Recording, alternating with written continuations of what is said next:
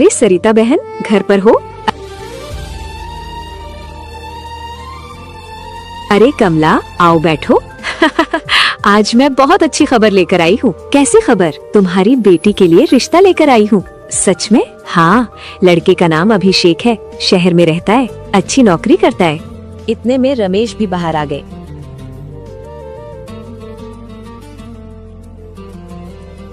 क्या बात हो रही है? भाई साहब, आपकी बेटी के लिए रिश्ता लाई हूँ। अच्छा, लड़का क्या करता है? एक बड़ी कंपनी में काम करता है और घर में बस वो और उसकी माँ रहते हैं। दहेज की कोई बात?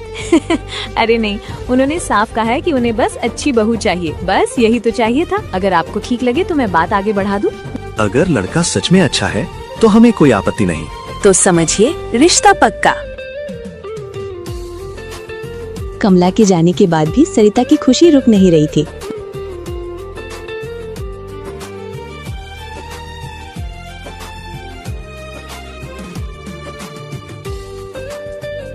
देखिए, भगवान ने हमारी सुन ली। अभी इतना खुश मत हो, पहले लड़के वालों से मिल तो ले। मुझे तो भरोसा है, सब अच्छा ही होगा। अगर मेरी बेटी खुश रहेगी तो मुझे और कुछ नहीं चाहिए।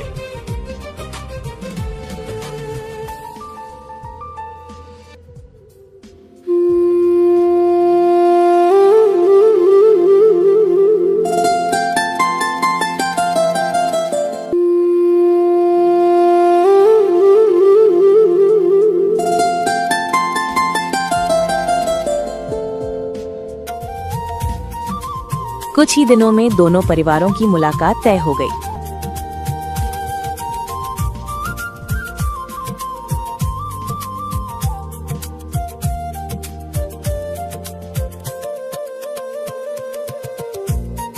सब लोग बैठ गए।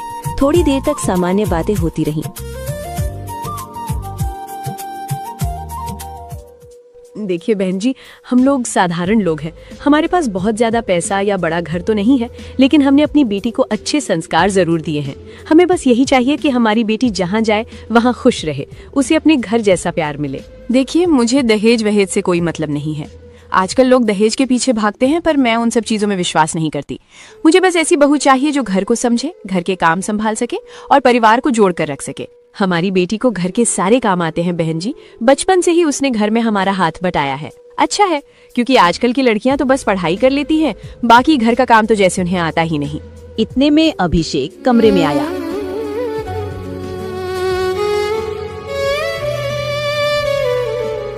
यह है मेरा बेटा अभिषेक। तुम्हारा हाथ थामे जैसे खुदा मिल गया, जो ढूंढा था मैंने जहां में। नमस्ते अंकल, नमस्ते आंटी। खुश रहो बेटा, बैठो। अभिषेक चुपचाप बैठ गया।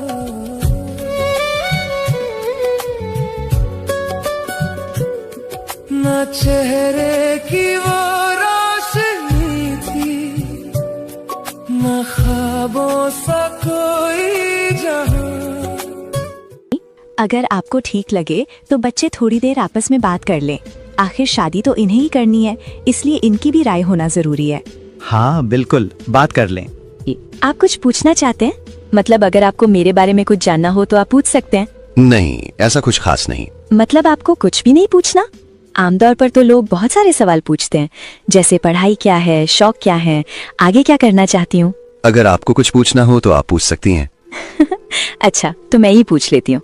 को कैसी लड़की पसंद है? जो घर संभाल सके और ज्यादा सवाल ना करे। अच्छा, और अगर लड़की थोड़ी ज्यादा बातूनी हो तो? मुझे ज्यादा बातें पसंद नहीं। अच्छा ठीक है, तो फिर मुझे थोड़ा संभल कर रहना पड़ेगा। आपको इस शादी से कोई समस्या तो नहीं? नहीं, बिल्कुल नहीं। ऐसे ही नैना और अभिषेक का रिश्ता पक्का हो गया। सब गांव के लिए निकल जाते हैं और सबके मन में इस नए रिश्ते से बहुत उम्मीदें थी।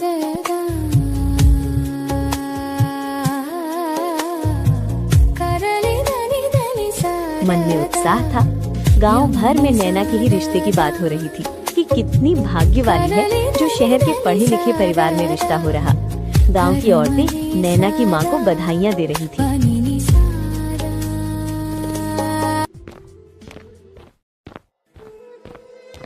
खाना बनाने के लिए लकड़ियाँ नहीं है, मैं आती हूँ लेकर। अरे तू कहाँ जाएगी अब ये सब करने? रुक, मैं झाड़ू लगा के जाती हूँ। अरे माँ, ये सब करने की क्या बात है? क्या कुछ गलत है इसमें? हमेशा तो जाती ही हूँ। हमेशा जो होता आया है वो अब नहीं होगा बेटा। अब तू एक बड़े घर की बहुरानी बनने वाली है। कुछ महीने और, उसके बाद तो तेरे आगे पीछे नौकरों की टोली चलेगी।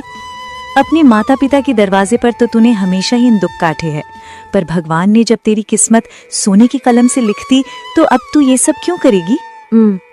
बिल्कुल सही भाग्यवान बेटा, अब तुम्हें इतना परिश्रम करने की कोई जरूरत नहीं है। मैं एक काम करता हूँ, थोड़ी देर में गांव की ही किसी के हाथों लकड़ियाँ भिजवा देता हूँ। हाँ, ये ठीक है, और आप भी जल्दी आ जाइएगा। कुछ ही दिनों में रिश्ता पक्का हो गया। शादी की तैयारियां शुरू हो गई। घर में खुशियों का माहौल था।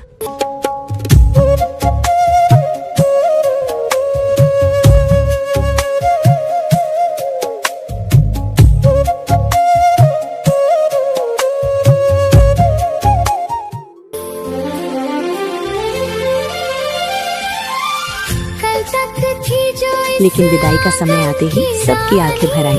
सरिता रोते हुए बोली, बेटा, अब वही तेरा नया घर है। वहाँ सबका सम्मान करना, सबकी बात मानना, सास को हमेशा माँ की तरह मानना और पति का साथ देना। माँ, आपने जो संस्कार दिए हैं वही निभाऊंगी। मैं कोशिश करूंगी कि कभी आपको शिकायत का मौका न मिले। खुश रहना बेटा, बस यही चाहता हूँ। और अगर कभी कोई परेशानी हो तो हमें जरूर बताना। पापा, आप चिंता मत करना, मैं बिल्कुल ठीक रहूंगी। कल तक थी जो इस आंगन की रानी, आज बनेगी किसी घर की कहानी। मिट्टी की खुशबू संग ले जाएगी। विदाई हो गई। नैना अपने ससुराल पहुंची। दरवाजे पर कावेरी खड़ी थी। आ गई मेरी बहू, अंदर आओ। नैना ने घर के अंदर कदम रखा। घर बड़ा था लेकिन माहौल बहुत शांत था।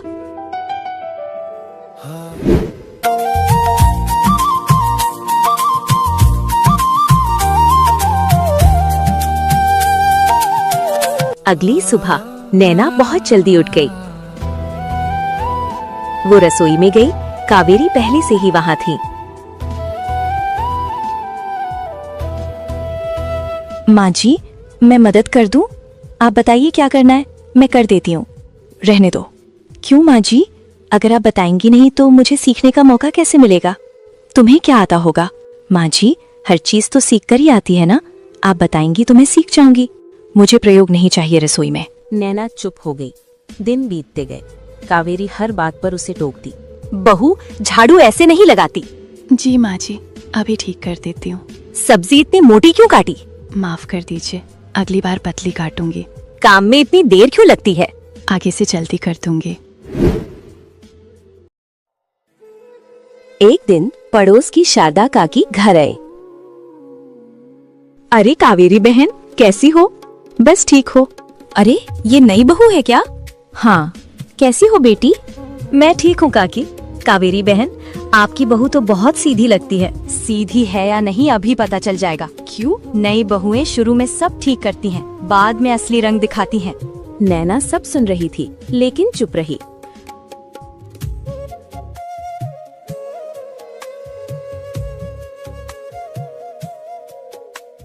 नहीं, मुझे हार नहीं माननी चाहिए। अगर मैं इस घर को अपना मानती हूँ तो मुझे ही इसे संभालना होगा। और उसी दिन उसने फैसला कर लिया, चाहे कितनी भी परेशानी आए, इस घर को टूटने नहीं देगी।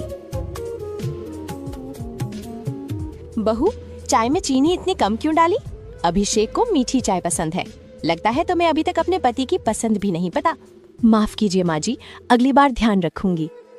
धीरे धीरे नैना का सरल व्यवहार ने कावेरी के दिल में खुद के लिए जगह बना ही ली। घर में स्वागत है बेटी। यहाँ तुम मेरी बेटी हो, बहू नहीं। जो भी चाहिए बिना झिझक के मांग लेना। धन्यवाद माँ जी।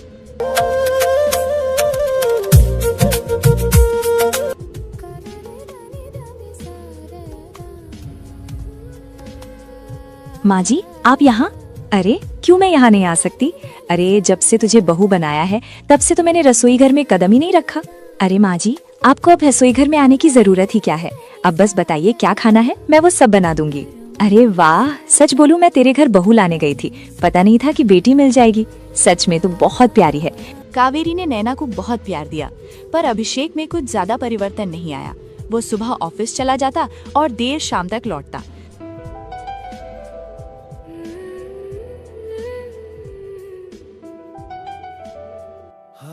पर इधर दोनों सास बहू साथ रसोई में खाना बनाती। कावेरी पुरानी कहानियां सुनाती और नैना हंस हंस कर सुनती। शाम को दोनों आंगन में बैठकर चाय पीती। बेटी तुम बहुत अच्छी हो, मुझे लगता है भगवान ने मुझे एक बेटी दी है। माँ जी, आप भी मेरी माँ जैसी हैं, मैं बहुत खुश हूँ यहाँ। बेटा, मैं तेरे मन का दुख समझती हूँ। माँ जी? हाँ बहू, चाहे तो कुछ बोले या ना बोले, पर मैं समझती हूँ एक औरत के जीवन में कितना जरूरी होता है उसके पति का साथ। जिस पति के भरोसे वो सब छोड़कर एक नए घर में आती है और वहाँ उसी से अगर प्रेम ना मिले तो दुख तो होता है। माँ जी, मैं नहीं जानती कि अभिषेक जी को क्या परेशानी है, पर मैं भी हार नहीं मानूंगी। ये घर मेरा है, ये परिवार मेरा है, पति मेरे हैं, तो जिम्मेदारी भी मेरी ही है और मैं इसे पूरा करने की कोशिश करती रहूंगी। आगे भगवान की मर्जी। घर में सास बहू का रिश्ता इतना मीठा हो गया था कि पड़ोस की औरतें भी कहती, कावेरी की बहू तो लक्ष्मी है। सास बहू एक दूसरे पर जान छिड़कती हैं। लेकिन एक समस्या थी, अभिषेक। अभिषेक दिन भर ऑफिस जाता, शाम को घर आता तो चुपचाप खाना खाता और अपने कमरे में चला जाता। वो नैना से बहुत कम बात करता। कोई मुस्कान नहीं, कोई प्यार भरी नजर नहीं, कोई कैसी हो तक नहीं। कभी खामोश लम्हों में कुछ कहानियां छुपी होती हैं, कभी अधूरी सी चाहत में कुछ धड़कने रुकी होती है।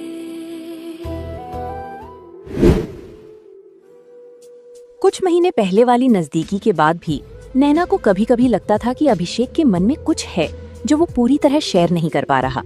वो अक्सर फोन पर किसी पुरानी बात को याद करके उदास हो जाता या रात को अचानक जाग जाता। एक दिन नैना अभिषेक के स्टडी रूम में सफाई कर रही थी। उसकी ड्रॉअर में एक पुरानी डायरी और कुछ फोटोज मिल गईं। उन फोटोज में अभिषेक एक लड़की के साथ था, बहुत खूबसूरत मॉडर्न कपड़ों में। नीचे लिखा था प्रिया।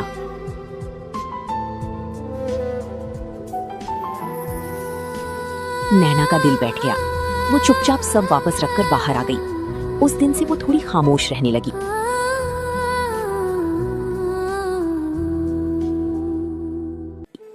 क्या हुआ बेटा, कुछ परेशान लग रही है? नहीं माँ जी, ऐसी तो कोई बात नहीं है।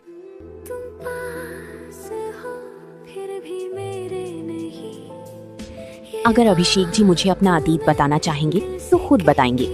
मैं उन पर दबाव नहीं डालना चाहती। मैं देखना चाहती हूँ कि वो मुझे कितना अपना समझते हैं। नैना का दिल तो दुखा था, पर वो किसी को भी ये बात बताना नहीं चाहती। बाहर से वो वैसी ही हंसती बोलती रही, लेकिन अंदर से थोड़ी उदास और इंतजार में रहने लगी कि किसी दिन अभिषेक खुद अपना पूरा अतीत उसे बताएगा। एक शाम जब अभिषेक ऑफिस से लौटा, सरला जी ने उसे अपने कमरे में बुलाया। अभिषेक, बैठ, मुझे तुमसे कुछ कहना है।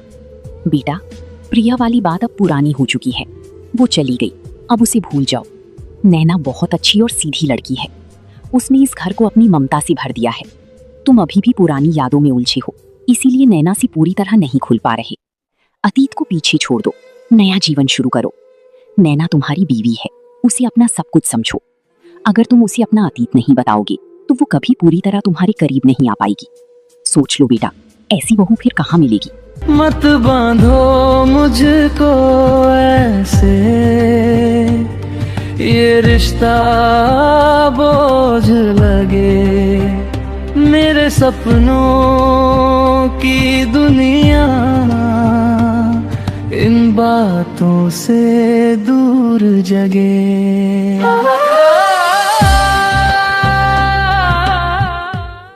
अगले कुछ दिन नैना चुपचाप सब देखती रही।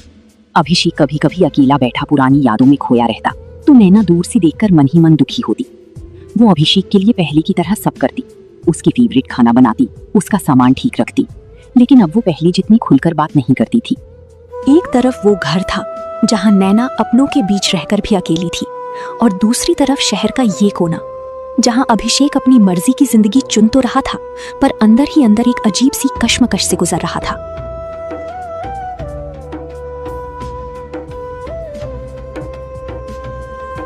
अभिषेक, तुम आज फिर डिस्टर्ब लग रहे हो। उस दिन प्रेजेंटेशन में भी तुम्हारा ध्यान कहीं और था। What's wrong? प्रिया, घर पर चीजें बहुत मुश्किल होती जा रही हैं। कल रात माँ से फिर बहस हो गई। वो नैना की तरफदारी कर रही थी। मुझे समझ नहीं आ रहा कि मैं इस सिचुएशन को कैसे हैंडल करूं। हैंडल क्यों करना है अभिषेक? तुम्हें बस एक फैसला लेना है। तुमने मुझसे वादा किया था कि तुम इस जबरदस्ती की शादी को खत्म कर दोगे। तुम कब तक उस गांव की लड़की के साथ इस नाम के रिश्ते का बोझ उठाते रहोगे? It's been a year. I know Priya, पर नैना वो बुरी लड़की नहीं है। वो घर का पूरा ख्याल रखती है, माँ की इतनी सेवा करती है, कभी किसी चीज के लिए पलटकर जवाब नहीं देती। मुझे कभी कभी गिल्ट होता है कि मैं उसके साथ सही नहीं कर रहा। ओह कम ऑन अभिषेक, बुरी लड़की नहीं है का क्या मतलब होता है? क्या एक शादी सिर्फ इसलिए चलनी चाहिए क्योंकि लड़की सीधी है और खाना अच्छा बनाती है? लुक एट मी, मुझे लाइफ में एक ऐसा पार्टनर चाहिए जो मेरे करियर को समझे, जो मेरे साथ संडे को क्लब जा सके, बिजनेस पार्टीज अटेंड कर सके। क्या तुम्हारी वो गांव वाली बीवी ये सब कर सकती है? क्या वो मेरे साथ कदम से कदम मिला पाएगी? नहीं, वो वैसी नहीं है। वो बहुत सिंपल है। तो बस यही बात है, तुम दोनों का कोई मैच ही नहीं है। तुम माँ की इमोशनल ब्लैकमेल में आकर अपनी पूरी जिंदगी बर्बाद नहीं कर सकते। अगर तुम्हें मेरे साथ अपना फ्यूचर देखना है तो तुम्हें अपनी लाइफ से उस ड्रामे को साफ करना होगा। जाओ और सीधे डिवोर्स की बात करो। डिवोर्स? पर माँ ये सदमा बर्दाश्त नहीं कर पाएंगी प्रिया। तो फिर तुम डिसाइड कर लो अभिषेक, या तो माँ की खुशियों के लिए उस घूंघट वाली जिंदगी में बंधे रहो, या फिर मेरे साथ एक मॉडर्न इंडिपेंडेंट लाइफ जियो। चॉइस तुम्हारी है, पर मेरे पास ज्यादा वक्त नहीं है।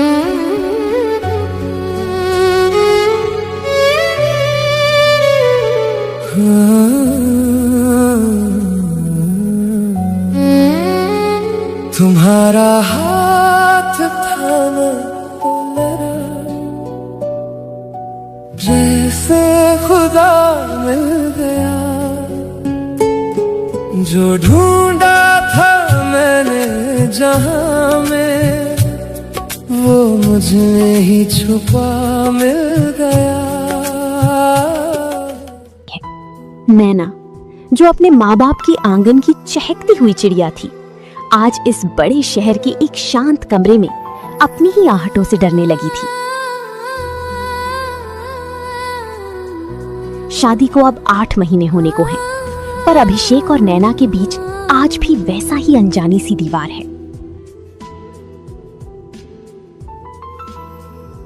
काश तुम मेरे रूबरू ऐसे होती तो मेरी जिंदगी और भी हसीन होती।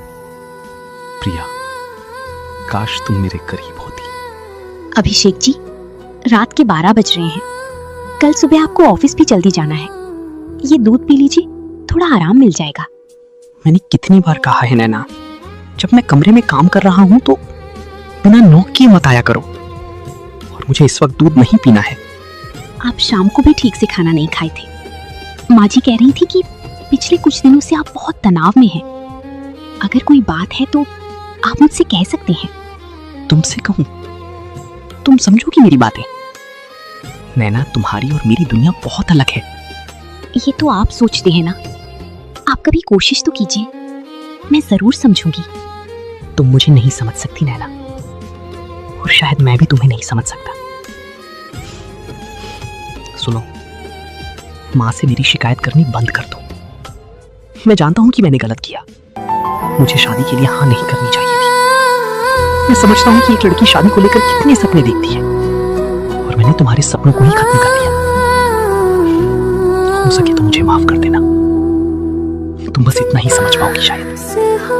फिर भी मेरे नहीं, ये बात मैं दिल से कहती नहीं। आप एक बार कोशिश तो करते अभिषेक जी, मैं समझ जाती। जी लेती हूँ, तुमसे कोई शिकायत नहीं।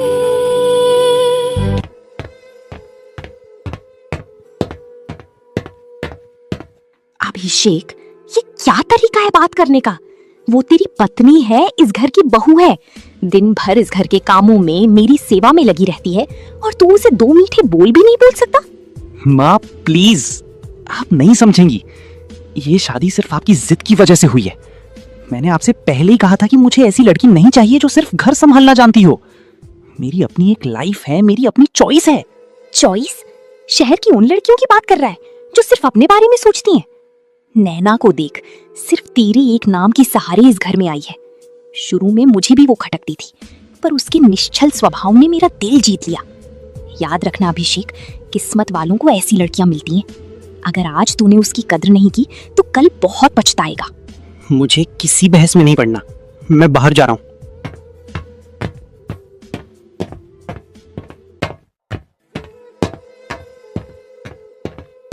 माँ जी, आप गुस्सा मत कीजिए, उनकी तबीयत ठीक नहीं होगी शायद, इसलिए चिढ़ गए। आप चलिए, दवा खाकर सो जाइए। इंसान जब अपनी जिद और झूठी सहूलियत के पीछे भागता है तो वो उन रिश्तों की कद्र भी भूल जाता है जिन्होंने उसे सब कुछ दिया। अभिषेक ने अपनी नई दुनिया चुनने का फैसला तो कर लिया था, पर इसकी कीमत पूरे घर को चुकानी थी। अभिषेक अपने हाथ में एक और छोटा बैग लिए कमरे से बाहर आता है।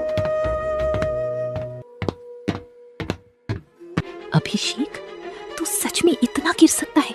मैंने कभी सपने में भी नहीं सोचा था। उस लड़की के लिए जिसने अभी तक इस घर की चौखट पर पैर तक नहीं रखा, तू अपनी माँ और अपनी ब्याहता पत्नी को छोड़कर जा रहा है। शर्म नहीं आती तुझे? तो मैंने कब कहा कि नैना बुरी है? मैं अपनी तरफ से इसके खर्च के लिए हर महीने पैसे भेजता रहूंगा, और आप भी चाहें तो मेरे नए फ्लैट में आ सकती है, पर प्रिया के साथ। नैना के साथ मेरा कोई भविष्य नहीं है। नैना, जो अब तक खामोश खड़ी सब सुन रही थी, आगे बढ़ती है। अभिषेक जी, अपनी इस भूल को पैसों से तोलने की कोशिश मत कीजिए। जिस दिन मेरे माता पिता ने मुझे आपके हाथ में सौंपा था, उन्होंने एक जीवन साथी ढूंढा था, कोई किराएदार नहीं जिसका आप हर महीने खर्च भेजेंगे। मुझे आपके पैसों की कोई जरूरत नहीं है। नैना, तुम प्रैक्टिकल होकर नहीं सोच रही हो। पैसों के बिना जीना मुश्किल होगा। अभी तुमने दुनिया नहीं देखी है। प्रैक्टिकल तो आप भी नहीं है। आप जिसे आजादी समझ रहे हैं, वो सिर्फ आपकी जिम्मेदारी से भागने का रास्ता है। खैर, मुझे खुशी है कि आज ही फैसला आपने लिया। जो रिश्ता सिर्फ एक तरफ से घिसट रहा था, उसका अंत होना ही ठीक था। आप जाइए अपनी उस मॉडर्न दुनिया में, जहां दिल से ज्यादा दिखावे की कीमत होती है।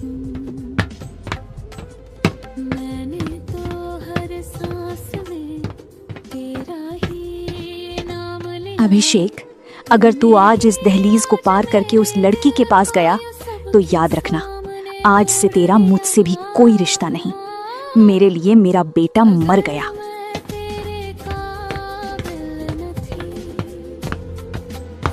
मेरा बेटा कुलक्षण निकला नैना, मुझे माफ कर दे बेटी। मैं अपनी कोख की लाज नहीं रख पाई। माँ जी, आप कमजोर मत पड़िए। जो हमारे वजूद का सम्मान नहीं कर सका, उसके लिए रोना कैसा? आप अकेली नहीं हैं, मैं आपके साथ हूँ। सपने जब हकीकत की जमीन पर उतरते हैं, तब उनकी असली कीमत समझ आती है। अभिषेक को वो आधुनिक और खुली जिंदगी तो मिल गई थी जिसकी उसने तमन्ना की थी, पर उस चमक दमक के पीछे छुपा खोखलापन अब उसके सामने आने लगा था।